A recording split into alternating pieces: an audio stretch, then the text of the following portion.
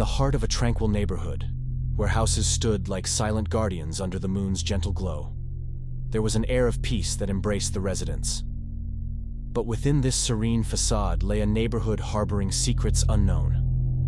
One still night, as the residents slept soundly in their beds, a shadow slipped through the streets, moving with silent purpose. Its footsteps were stealthy, its intentions veiled by the darkness. The shadow approached a particular house, its windows dark and seemingly uninhabited. With practiced hands, it bypassed the locks, slipping inside like a ghost. The house was eerily quiet, save for the soft hum of the refrigerator and the occasional creak of floorboards underfoot. The intruder navigated through the darkness, guided only by the faint moonlight filtering through the curtains. But as the intruder reached the heart of the house, a sudden noise shattered the silence. A distant click, a whispered sigh. Panic surged through the intruder's veins as they froze in place. Before them stood a figure, cloaked in darkness, its presence palpable in the stillness. A voice broke through the silence, low and menacing.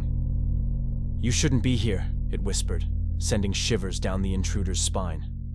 With a racing heart, the intruder turned to flee, but found themselves disoriented in the labyrinth of corridors. Every turn seemed to lead them deeper into the house's clutches. Finally, with a burst of adrenaline, the intruder burst through the front door, gasping for breath as they stumbled into the night.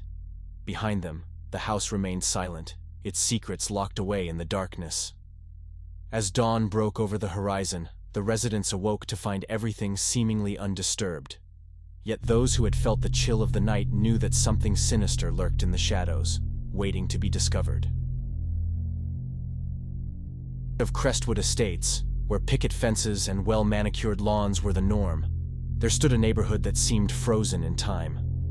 The houses, though charming, exuded an eerie stillness that sent shivers down the spines of those who dared to venture within its quiet confines. One overcast evening, Emily, a curious teenager with an adventurous spirit, decided to explore the enigmatic neighborhood. As she strolled down the tree-lined streets, she couldn't shake the feeling that the shadows cast by the dim streetlights were watching her every move. The houses, seemingly untouched by the passage of time, were dark and silent. Not a single curtain stirred, and the only sound was the distant hum of street lamps flickering overhead. Emily felt a chill in the air that had nothing to do with the weather. Her attention was drawn to an old Victorian mansion at the end of the cul-de-sac, a structure that seemed to defy the laws of decay. Its windows were murky, hiding whatever secrets lay within. As she approached, the wind whispered through the overgrown trees, creating an eerie melody that echoed through the deserted streets. Against her better judgment, Emily stepped onto the creaky porch and reached for the ancient doorknob. The door swung open with a haunting groan, revealing a pitch-black interior. Reluctantly, she stepped inside, and the door slammed shut behind her, leaving her engulfed in darkness. The air inside was heavy with a long-forgotten mustiness, and Emily strained to hear the faintest of sounds.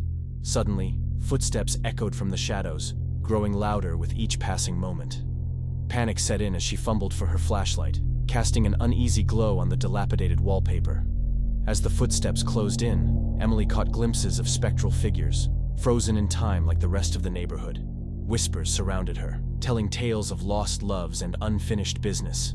The eerie atmosphere intensified as the mysterious residents revealed themselves through flickering lights and ghostly apparitions. With a sudden gust of wind, the front door swung open and Emily stumbled out into the quiet neighborhood. The Victorian mansion loomed behind her, its secrets hidden once again. Crestwood Estates, cloaked in a mysterious quiet, returned to its unnerving stillness.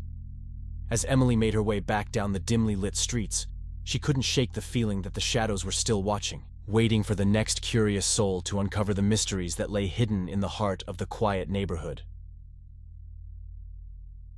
So there we were, me and Jenna, taking a spontaneous road trip. We took a detour and found ourselves in this eerie town called Raven's Hollow. I swear, the air got colder as we crossed the town limits. As we drove through, the houses seemed to lean in, their windows like eyes watching our every move. We laughed it off, thinking it was just the weird vibe of the place. But then we stumbled upon this deserted neighborhood at the outskirts. The houses were run down, and the streets were eerily quiet. No birds, no rustling leaves, just an unsettling silence. Jenna, always up for an adventure, insisted we explore. As we walked down the desolate streets, I couldn't shake the feeling that we were being watched. We turned a corner, and that's when we saw it. An old, decrepit mansion at the end of the street. It looked like something out of a horror movie. Jenna, being Jenna, suggested we check it out. The front door creaked open as if inviting us in. Against my gut feeling, we entered. The air inside was thick, and the dim light barely revealed the dusty furniture covered in sheets. Suddenly, we heard a soft whisper. It wasn't the wind. It was like the house itself was talking. The voices grew louder, and I felt a chill down my spine. Jenna and I exchanged nervous glances when the shadows seemed to take shape. Figures appeared in the corners, their faces obscured. Panic set in as we tried to make our way out, but the door slammed shut, trapping us inside. The whispers turned into chilling laughter, echoing through the halls. The figures surrounded us, and I could feel their icy presence. We stumbled through the darkness, desperate to escape. The air became suffocating, and Jenna's terrified eyes met mine. Just as I thought we were done for, the door swung open, and we burst out into the cold night.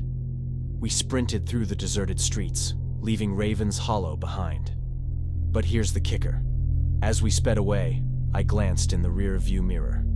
In the mansion's shattered window, I caught a glimpse of those figures, still watching, still whispering. The skin on my arms crawled, and I couldn't shake the feeling that Raven's Hollow had imprinted something dark on us, something that would linger long after we left that creepy town.